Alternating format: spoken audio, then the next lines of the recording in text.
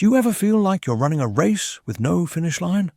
Like the list of requirements to be a good man in a modern relationship just keeps growing, while the rewards keep shrinking. You're told to be vulnerable but strong, ambitious but always present, a leader but an equal. You're trying to be everything, and somehow it feels like you're failing at being anything that truly matters. Let me shatter that illusion for you right now. You are not the problem. The game is rigged. The modern relationship model for a man is not a partnership. It's a performance contract with impossible clauses, designed to grind you down into a reliable, predictable utility. It's a system that demands your entire being in exchange for conditional approval. In this video, I am not going to give you another box to check. I'm going to give you a hammer to smash the whole damn checklist. We are going to dissect the 6 unsustainable demands that modern relationships place on men, and I will show you precisely why trying to meet them is the fastest path to resentment, burnout, and ultimately a loveless, sexless existence. The core concept you need to burn into your mind is this: the modern relationship paradox. This is the state of cognitive dissonance that society, and by extension many modern women, push onto men. It's the demand for a set of completely contradictory traits to exist within one person. You are expected to be a perfect synthesis of the masculine and the feminine, a warrior poet, a titan of industry who is also a master of domesticity. True masculinity, however, isn't about being a hybrid. It's about having a solid, unwavering core. Real confidence, the kind that women are biologically wired to respond to, isn't the ability to shapeshift to meet her every need. It's the quiet certainty that comes from knowing who you are, what your purpose is, and where you are going, regardless of who is in the passenger seat. It is a state of being, not a series of actions performed for approval. I learned this the hard way, not just with women, but in the brutal world of high-stakes business. Years ago, I was trying to close a merger worth north of $50 million. My team was brilliant, but they were people-pleasers. They were trying to satisfy every single demand from the other side. The other CEO wanted more equity. His board wanted different terms. His legal team wanted to rewrite entire sections of the contract. My team was running around, making concessions, trying to be everything to everyone. The deal was stagnating, bleeding energy and money. They were terrified of offending the other party. I flew in, sat down at the table, and listened for 10 minutes. Then I stood up, looked the other CEO in the eye, and said, "We have an excellent deal on the table that will make everyone in this room wealthier. This is the deal. We are not changing another comma. You have 24 hours to sign, or we walk and buy your largest competitor." Instead, there was silence. My own team looked like they were about to have a heart attack, but the next morning the signed contract was on my desk. That is the power of a solid core. It's the power of non-negotiable boundaries. It's the power of being the prize, not the salesman. Women, just like business, don't respond to the man who bends to every whim. They respond to the man who has a vision and a spine of steel. They test you to see if you are the rock they can build a life on, and the moment you crumble into a pile of sand trying to be whatever shape they want, the test is over. And you have failed. The single greatest mistake you are making right now is operating under the belief that love is transactional and that your value is determined by your utility. You think if you just do enough, provide enough, listen enough, and sacrifice enough, you will be rewarded with unwavering love, respect, and desire. You're acting like an employee trying to earn a promotion, not a king building an empire. You're constantly checking in, asking, "Is this okay? Are you happy? What more can I do?" You have made her happiness the central mission of your life, and in doing so, you have abandoned your own. This strategy is doomed to fail for a simple, brutal, biological reason. Attraction is not a negotiation. It is an involuntary response. When you dedicate yourself to servicing her every need, you are communicating from a position of lower value. You are signaling that your time, your energy, and your very identity are secondary to her approval. You are asking for validation, not commanding respect. A lion does not ask the gazelle for permission to be king of the jungle. He simply is. Your constant attempts to please, to placate, to perform are eroding the very masculine polarity that ignites female desire. She might consciously appreciate that you did the laundry and remembered her favourite kind of wine, but her subconscious, the ancient part of her brain that governs attraction, registers your behaviour as weakness. It sees a man without a rudder, a man whose emotional state is entirely dependent on hers. And that is the opposite of security. That is terrifying to the female psyche. Think of the quintessential nice guy. He's read all the articles. He talks about emotional labour. He's the first to apologise in any argument, whether he's wrong or not. He splits the chores perfectly. He encourages her girls' nights, even when it makes him uncomfortable. He validates every single one of her feelings, no matter how irrational. And what is his reward? A pat on the head. A relationship that slowly morphs into a friendship. He becomes her roommate, her confidant, her glorified butler. The sex becomes a chore, then a memory. And one day he is left utterly bewildered when she leaves him for a man who is his complete opposite. A man who is a little selfish. A man who has a mission that doesn't involve her. A man who doesn't ask for permission. He is left holding the checklist of everything he did right, wondering why it all went so wrong. He followed the modern script to the letter, and the script led him directly to his own demise. The only way out is to burn the script. You must stop auditioning for the role of the perfect modern man and start embodying the timeless, powerful man you were meant to be. This is not about becoming an asshole or ignoring a woman's needs. It is about a fundamental identity shift. It is about re-anchoring your life to your own purpose, your own values, and your own internal compass. The solution is to recognize the 6 impossible demands for what they are, traps, and to consciously choose a sustainable masculine alternative. Let's break them down, one by one. The first impossible demand is that you must be both the emotional sponge and the stoic rock. Society tells you to open up, to be vulnerable, to share your deepest fears and insecurities. You're told that this is the key to emotional intimacy.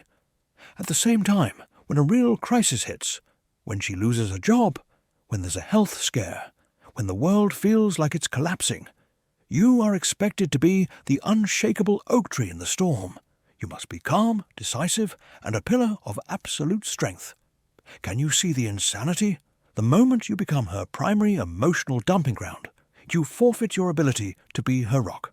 When you are constantly awash in your own sea of expressed anxieties, how can you possibly be the harbour she needs in a storm? This is unsustainable because your emotional state becomes entangled with hers.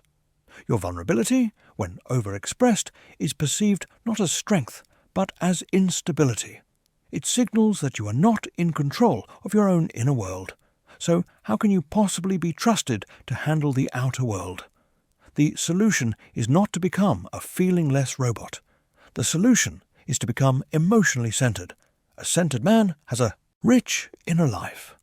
He feels anger, sadness, fear, and joy, but he is not defined by them. He processes his emotions himself, or with a trusted group of men. He doesn't use his woman as a therapist. He understands that his emotional stability is one of the greatest gifts he can give to her and to his family. He is vulnerable in moments of his choosing, not as a default setting. His vulnerability is a calculated gift, a glimpse into his soul that he offers to build connection, not a desperate plea for comfort. He is the calm eye of the hurricane. He can listen to her chaos without letting it become his own. This emotional self-reliance is what makes her feel safe. It is the foundation upon which genuine intimacy and burning hot desire can be built.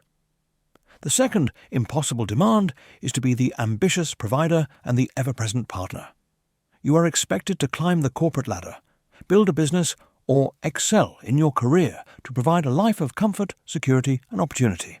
The house, the vacations, the secure future for your children, that falls squarely on your shoulders. Yet, simultaneously, you are expected to be home by 5:30, to be an equal partner in all domestic chores, to be emotionally and physically present every single evening and weekend. You are supposed to build an empire in your spare time. This is a mathematical impossibility. Ambition, true, world-changing ambition, requires sacrifice. It demands long hours, focused energy, and a degree of obsession. You cannot build a legacy between the hours of 9 and 5. Trying to do both leads to a state of chronic failure. You feel you are failing at work because you are leaving early, and you feel you are failing at home because you are bringing the stress of work with you. You are physically present but mentally absent. This path leads only to mediocrity in all areas of your life, and a deep, simmering resentment towards the very people you are working so hard for. The solution is to reject this false dichotomy and become a mission-focused man. Your mission, your purpose in life, is your number one priority. It is the engine that drives you. This is not selfish, it is the most generous thing you can do. A man who is fulfilled by his mission is a powerful, attractive, and inspiring man to be around. He brings home not just a paycheck, but a sense of vitality and purpose. The woman in his life benefits from the fruits of his mission, the resources, the status, the security. And more importantly, she gets the best version of him. He is not with her out of obligation or to kill time. When he is with her, he is truly with her, because he has stepped away from his battlefield to be with his queen. He doesn't offer her 50% of his half-hearted attention all the time. He offers her 100% of his focused attention in the time they have. He organizes his life, his finances, and his household in a way that maximizes his ability to pursue his mission. This might mean hiring help. It might mean living a more streamlined life. But it means he is the master of his time and energy, not a slave to a 50-50 chore chart. The third impossible demand is to be the dominant leader and the egalitarian follower. She wants you to take the lead, to plan the dates, to initiate sex, to make the big decisions, to have a vision for your future together. She wants to feel that you are driving the ship, that she can relax into her feminine energy and trust your direction. But then, in the very next breath, you are told that the relationship must be a perfect democracy. Every decision, from what to have for dinner to where to invest your life savings, must be made by consensus. You are expected to lead, but without ever being in charge. You must take responsibility for the outcome, but you are not allowed to have the final say. This creates a state of perpetual paralysis and confusion. You are a king who must ask his court for permission to rule. It is a recipe for disaster. Leadership by committee doesn't work in a boardroom, and it certainly doesn't work in a relationship. It kills polarity and breeds contempt. When you constantly defer and seek consensus, you are communicating uncertainty and a lack of conviction. You are asking her to take on the mental load of leadership while simultaneously holding you responsible for it. The masculine solution is to be the benevolent captain of the ship. A good captain does not rule with an iron fist. He is not a tyrant. He listens intently to his first mate. He values her perspective, her intuition, her counsel. He understands that her input is critical to a successful voyage. But when the storm hits and a decision must be made, he makes it. The final call and the ultimate responsibility rests with him. He sets the destination for their life together, the values, the standards, the vision. He creates the structure and the safety within which she can flourish. This is not about control, it is about providing a strong frame. A painting is most beautiful when it is held within a solid frame. Your masculine leadership is that frame. It gives her the freedom and safety to be her most beautiful, feminine self. The fourth impossible demand is to be the tamed bad boy. A woman is drawn to a man with an edge, a man who is a little unpredictable, who is not easily impressed, who has a hint of danger about him. This is the bad boy archetype that drives desire. It speaks to a man's confidence, his freedom from social convention, his sexual prowess. However, the modern script demands that this man be completely domesticated. His edge must be sanded down until it is perfectly smooth. He must be 100% safe, predictable, and emotionally harmless. He should have the look of a rebel, but the behavior of a lapdog. He is a tiger who has had his teeth and claws removed. This is unsustainable because the very qualities that created the initial spark of attraction are the ones you are asked to extinguish. You cannot be both a wildfire and a pilot light. By trying to be completely safe, you become completely boring. The thrill is gone. The sexual tension evaporates. You become a reliable companion, but the raw animalistic desire she felt for you dies a slow death. The reframe is not to be a jerk or a criminal. It is to be unapologetically masculine. Your edge is not about disrespecting her. It is about respecting yourself. It's in the way you carry yourself, the unwavering eye contact you hold, the fact that you are not afraid to disagree with her or to say no. It's the confidence that comes from competence. You are a threat, not to her, but to anyone or anything that might threaten her. Your danger is your capacity for action, your ability to handle chaos, your refusal to be neutered by a society that is terrified of strong men. You remain unpredictable, not by playing games, but by constantly growing, learning new skills, and pursuing your mission. You are not a tame pet. You are a lion, and she can be your lioness, but you will never, ever be a sheep. This masculine core is what keeps the intrigue and sexual polarity alive for the long haul. The fifth impossible demand is to be the social butterfly and the devoted hermit. She wants a man who is high status, who is liked and respected by other men, who can command a room. She wants to see that you have a vibrant life of your own. Friends, hobbies, passions. This is social proof. It demonstrates your value. A man who is desired by the world is a desirable man. At the same time, she often wants to be the absolute centre of that world. She wants you to be willing to drop your friends at a moment's notice for her. She wants your weekends to be reserved for couples' activities. Your social life is attractive to her, but she also sees it as a threat to her primacy in your life. You are caught in a bind. If you have no life of your own, you are boring and low value. If you have too much of a life of your own, you are seen as neglectful or not committed enough. It's a constant tug-of-war that leaves you feeling guilty no matter what you do. The powerful, sustainable alternative is to be a man with his own kingdom. Your life is your kingdom. Your mission is its purpose. Your friends are your trusted counsel. Your hobbies are its enriching culture. You are the king of this domain. A healthy relationship is not about abdicating your throne. It is about inviting a queen to share in the reign. She does not become your kingdom. She becomes the most important person within it. You maintain your friendships with strong, ambitious men because they sharpen you like iron sharpens iron. You maintain your hobbies because they fuel your soul and make you a more interesting man. You do not sacrifice the foundations of your kingdom for anyone. A high-value woman will not want you to. She will be attracted to the strength and integrity of your world. She will want to build with you, not isolate you. She understands that your strength as an individual is the bedrock of your strength as a couple. The sixth and final impossible demand is to be the mind-reading empath. This is perhaps the most insidious of them all. You are expected to intuitively know what she is thinking, what she is feeling, and what she needs, often without her ever having to articulate it. If you have to ask, it doesn't count. You are supposed to decipher her sighs, her silences, and her subtle cues, and then proactively meet the need she hasn't expressed. This is a game that is utterly unwinnable. It sets you up for constant failure. You are not a psychic. This expectation stems from a feminine communication style being imposed upon a masculine mind. Men are direct. We are logical. We solve problems.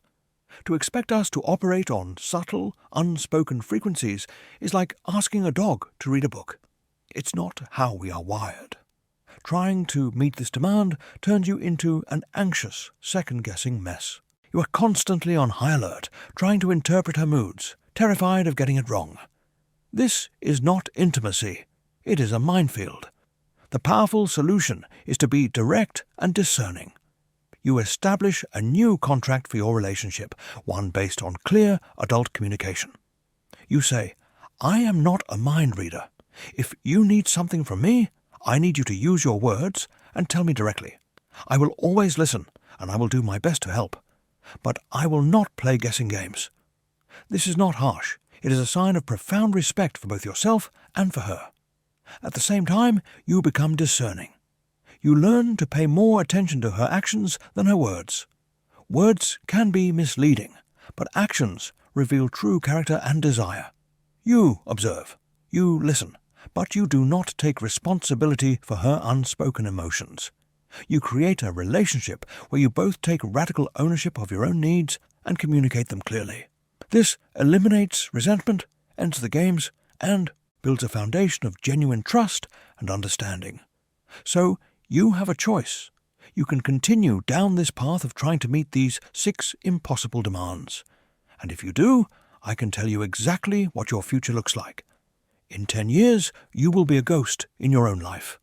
You'll be living with a woman who either holds you in contempt for your weakness or has left you entirely.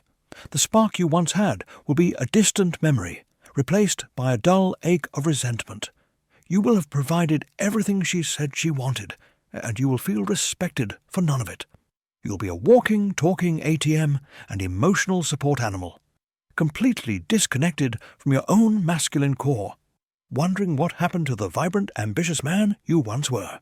You will have traded your crown for the comfortable chains of servitude, and you will be miserable. But there is another path. If you make the decision today to rip up that impossible contract, if you choose to become the emotionally centered, mission-focused captain of your own life, if you embrace your unapologetic masculinity, build your own kingdom, and demand direct communication, why, then your future will look very different. You will wake up in a life you have built, not one you have stumbled into. You will command respect not because of what you do for her, but because of who you are. You will have a relationship built on the electrifying tension of true masculine and feminine polarity. You will be free because your sense of self-worth will come from the pursuit of your mission, not from the fleeting validation of a woman's approval.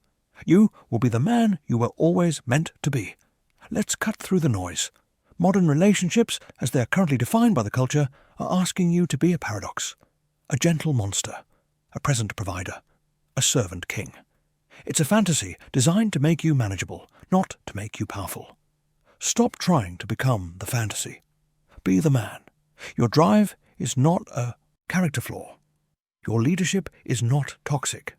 Your emotional self-control is not a weakness. These are the very pillars of masculinity that create the safety, the excitement, and the stability that a healthy feminine woman is desperately craving. This is not a game. This is the only life you have. Do not waste it trying to be a watered-down, socially acceptable version of a man. I have given you the map, but you, and only you, can take the first step. I want you to go to the comments right now and write, I am the captain. No explanation. No questions. A declaration of your own sovereignty. If you are serious about taking back control of your life and becoming the kind of man who commands respect naturally, subscribe to this channel and hit the notification bell. I'm not here to coddle you. I am here to forge you into a king.